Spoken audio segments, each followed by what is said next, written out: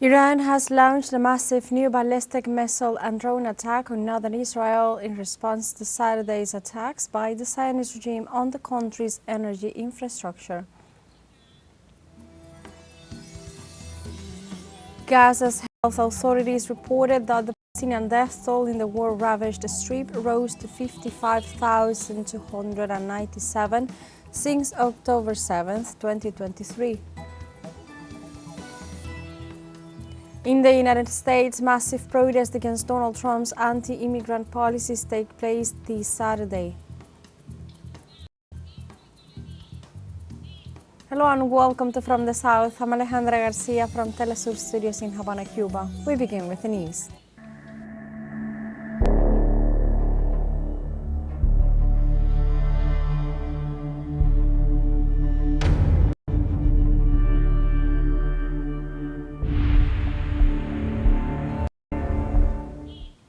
Iran has launched a new massive ballistic missile and drone attack on northern Israel in response to Saturday's attacks by the Zionist regime on the country's energy infrastructure, including the largest natural gas extraction and refining plant. The Iranian Air Force has confirmed the launch of a combined strike against Israel involving both ballistic missiles and unmanned drones. Several of the Iranian ballistic missiles have flown over Jordanian airspace, and many of them have reportedly been intercepted by the country's anti-aircraft systems. Israel's emergency services reported that several warning calls have been received in the country's coastal and northern districts for damage to buildings and open areas.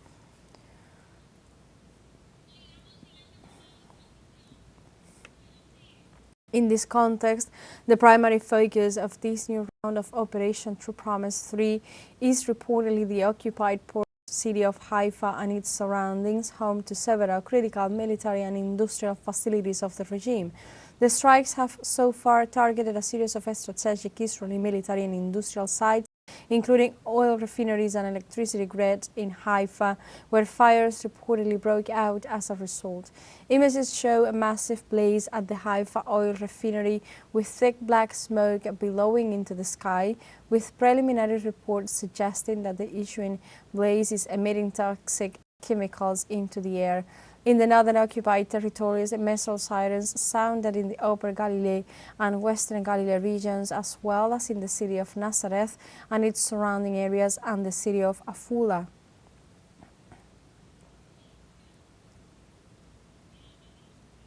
the Iranian Air Defense Force shot down Israeli drones in the airspace of the Zanjan province.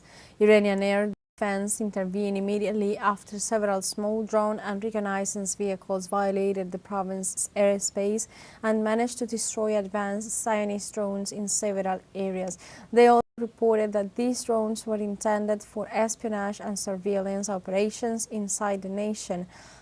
Therefore, the armed forces and the air defense network stated that they are on high alert in case of any infiltration into the country, assuring that they will respond to the enemy as soon as possible.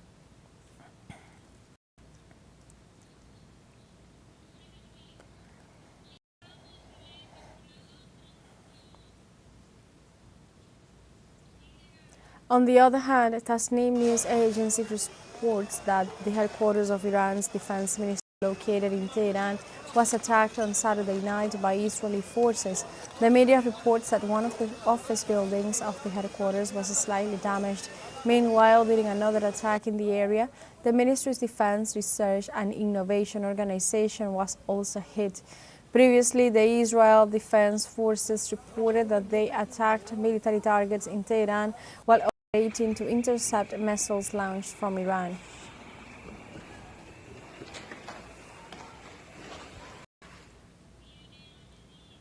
Iranian naval forces identify and force a British intelligence destroyer operating in the waters of the Sea of Oman, accused of attempting to guide Israeli missiles into Iranian territory to change its course.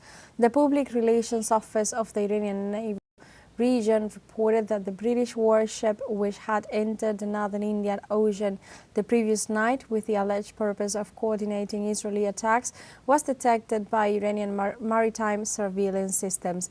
It was also subsequently intercepted by Navy combat drones, which issued warnings that prevented its progress into the Persian Gulf. The destroyer, now under Iranian operational monitoring in the waters of the Sea of Oman, was thus forced to alter its trajectory, although Tehran did not specify whether there was a physical confrontation or only a strategic deterrence.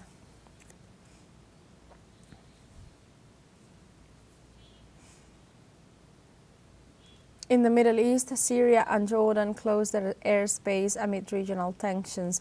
In the midst of escalating tensions, the Middle East has decided to close its airspace as a preventive measure against possible threats to its national security. The measure follows similar restrictions adopted by Iraq and Iran. This in a context of growing instability generated by the provocations of the Israeli regime and its Western allies.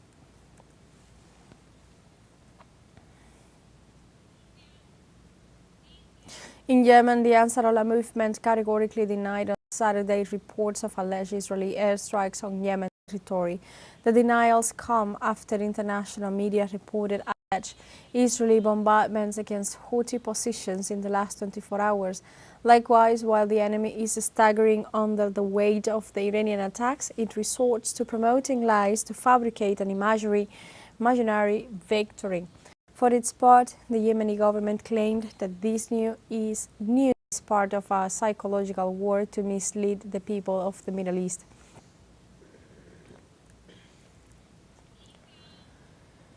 Meanwhile, Iranian defenses responded to Israeli drone strikes against the strategic port of Bandar Abbas. The reports detailed that the Zionist aggression took place during a local holiday, but for the moment, possible deaths or injuries are ruled out.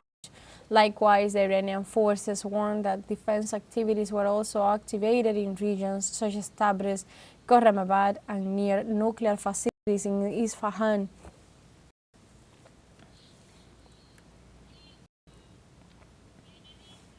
Meanwhile, Iran reported a new Israeli attack on Saturday against a natural gas facility located in the South Pars field in the Persian Gulf.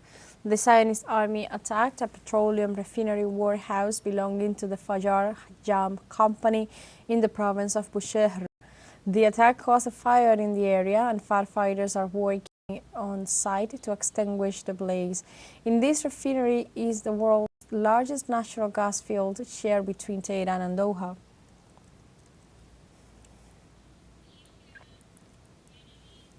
According to Gaza's health authorities, on Saturday, the Palestinian death toll in the war-ravaged Strip has risen to 55,297, with a further 128,426 injured since the genocide began on October 7, 2023.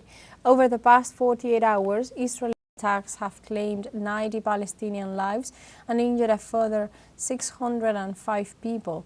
It specified that 5,014 deaths and 16,385 injuries had occurred since March 18, 2025, and revealed that medical facilities had received 274 fatalities and over 2,532 injured people from incidents near humanitarian aid distribution centers in southern Gaza.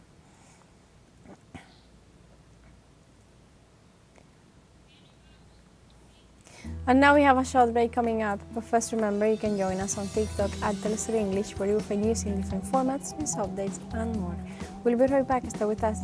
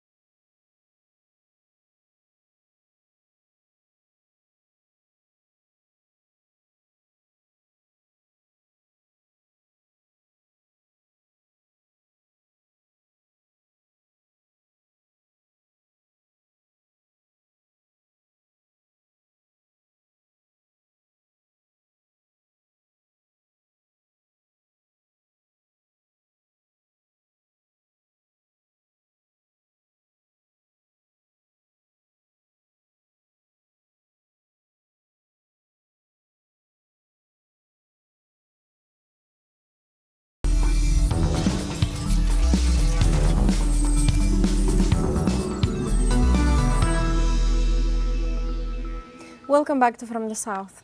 In the United States, protests against the anti-immigration and repressive policies of President Donald Trump are ongoing.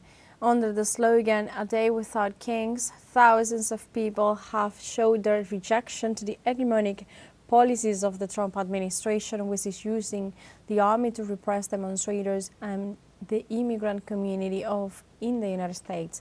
The protests, which were also called in Mexico, the United Kingdom and Germany, follow several days of tensions and riots in the city of Los Angeles, spurred by the latest raids on immigrants.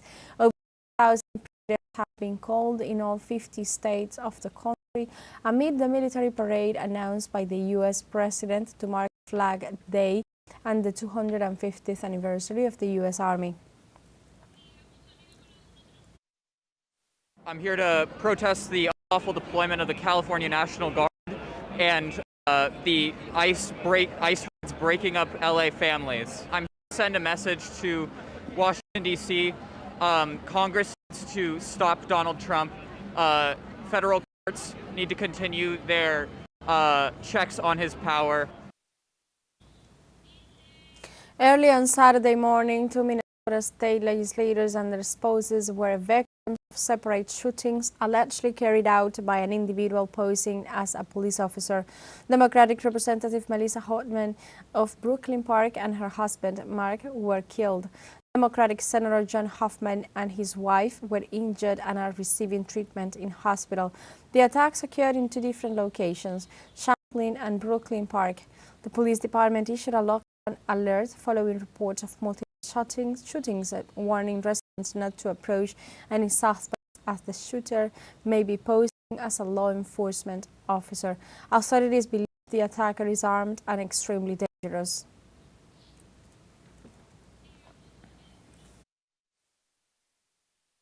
We're here today because an unspeakable tragedy has unfolded in Minnesota. My good friend and colleague, Speaker Melissa Hortman, and her husband Mark were shot and killed early this spring in what appears to be a politically motivated assassination. Our state lost a great leader, and I lost a dearest of friends. Speaker Hortman was someone who served the people of Minnesota with grace, compassion, humor, and a sense of service. She was a formidable public servant, a fixture and a giant in Minnesota. She woke up every day determined to make this state a better place. She is irreplaceable, and we've been missed by so many. Minnesota's thoughts and prayers are with her family, her loved ones, her children, and her parents. My prayers also go out to State Senator John Hoffman and his wife Yvette, who were each shot multiple times. The Hoffmans are out of surgery at this time and receiving care, and we are cautiously optimistic they will survive this assassination attempt. On Saturday, the presidents of Russia and the U.S., Vladimir Putin and Donald Trump, spoke by telephone. The two leaders discussed the escalation in the Middle East caused by the Israeli attack on Iran. According to Yuri Ushakov, a Russian presidential advisor, Putin condemned Israel's military operation against Iran and expressed serious concern about a possible escalation of the conflict. Trump also described the situation as very alarming, but acknowledged the effectiveness of Israel's attacks on facilities in Iranian territory. The telephone conversation between the two leaders lasted 50 minutes. They also discussed the Ukrainian conflict and compliance with the agreement with Kyiv at the last Istanbul meeting. In addition, Ushakov stated that Putin had congratulated Trump on his birthday.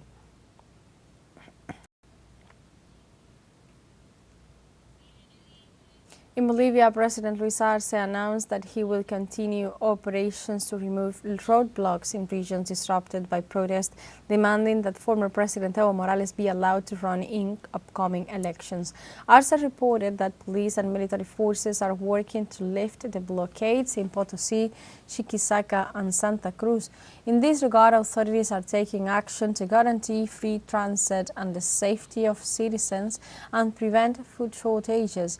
President Arce also condemned acts of political violence and what he described as illegal methods in the exercise of democracy.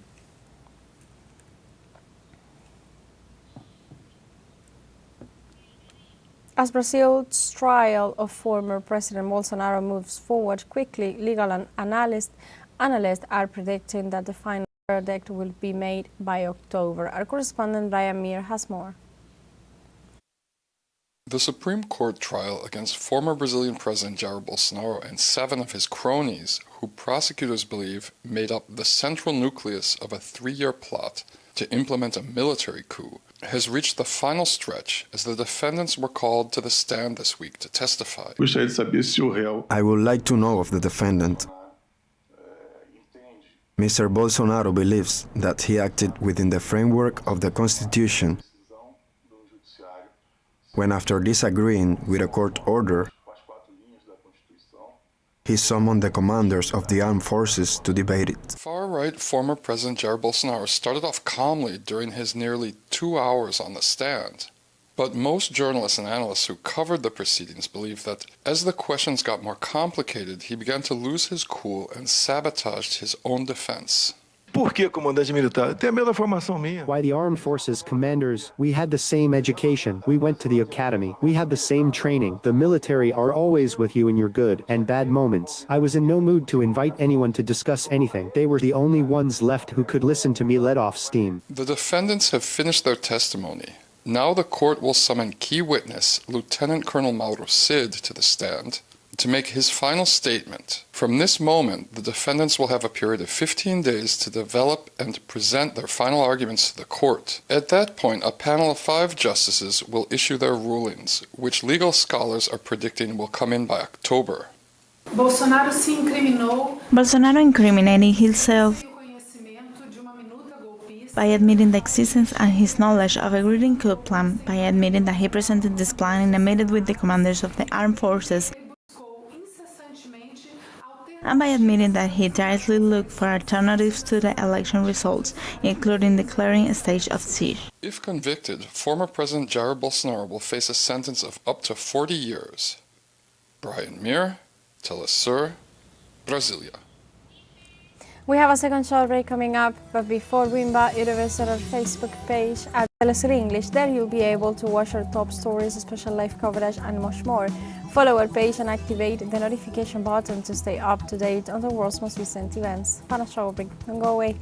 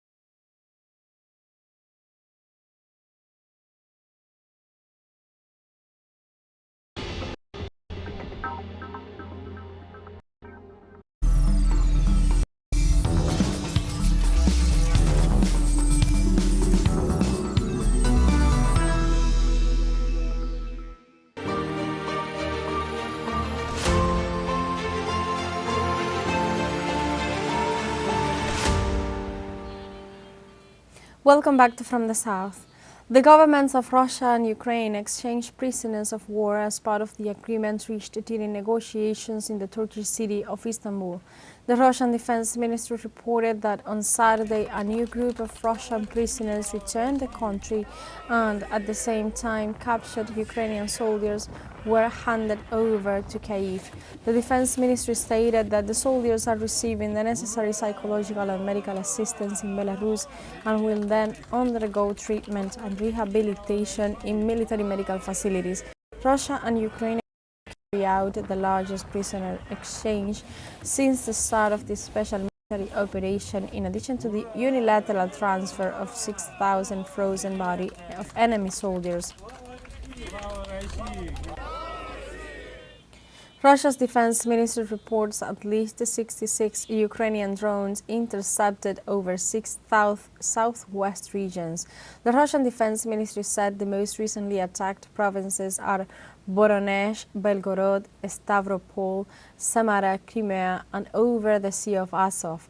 Territories bordering with Ukraine like Belgorod, Bryansk, Kursk, and Voronezh have reported regular projectile impacts as well as incursions and attacks from the other side of the border, forcing residents to leave and seek refuge in other areas.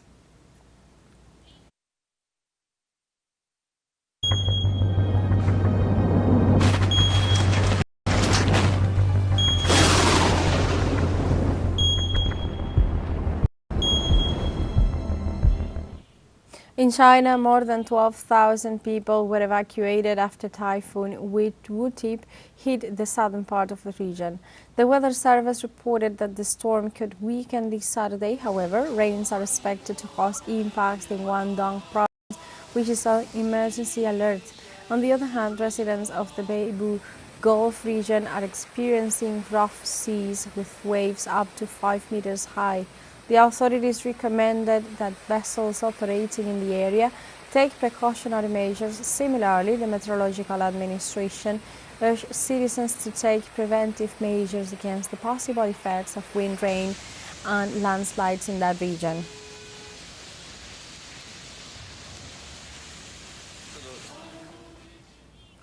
On Saturday, China launched an electromagnetic observation satellite into orbit to improve its capacity to monitor space, earth, and air in the event of natural disaster.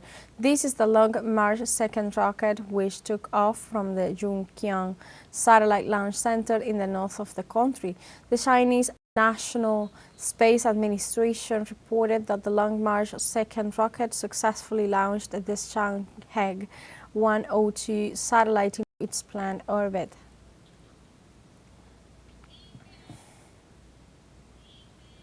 The National Hydrometeorological Forecast Center of Vietnam reported that at least 5 provinces could be affected by floods and landslides caused by tropical storm Wu-Tip. The meteorological agency warned the population to be on the lookout for potential disaster risk as rain is expected over the weekend. It also pointed out that flash floods and landslides could negatively impact the environment and endanger lives. Meanwhile, the Ministry of Agriculture and the Environment has stated that it will monitor the rainfall to prevent and minimize damage.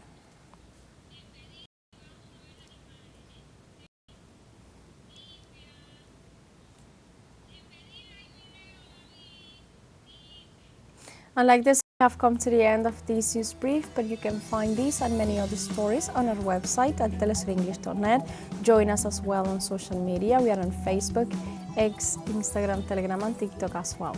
For TeleSUR English, I'm Alejandra Garcia, but don't go away just now because we are going to end this emission with the latest footage coming from the Middle East, the main topic of the past 2 days, since this is the most unprecedented escalation between Israel and Iran that is continuing, that is unfolding at this moment. We are seeing live images of the cities of Israel following retaliatory actions, tensions and escalations and ramping up to an unprecedented level between Iran and Israel. Currently, Iran is striking back after the Israelis started military operations strikes across the country, targeting different nuclear, military and also civilian infrastructure inside Iran and in the capital of Tehran. Also, from time to time, the world has been witnessing through live stream media how there have been hearing explosions tonight at this moment. Also, the Iranian forces, and in particular the main officials of the country, the Iranian authorities, have announced that they have also started a new round of attacks on the Israeli territories as well. They are using drones and ballistic missiles. We also heard from an Iranian high-ranking security officials also that Iran has prepared itself for a prolonged confrontation and is going to increase its attacks on Israeli territories. Keep tuned with teleSUR English for all information regarding this conflict in motion in the Middle East.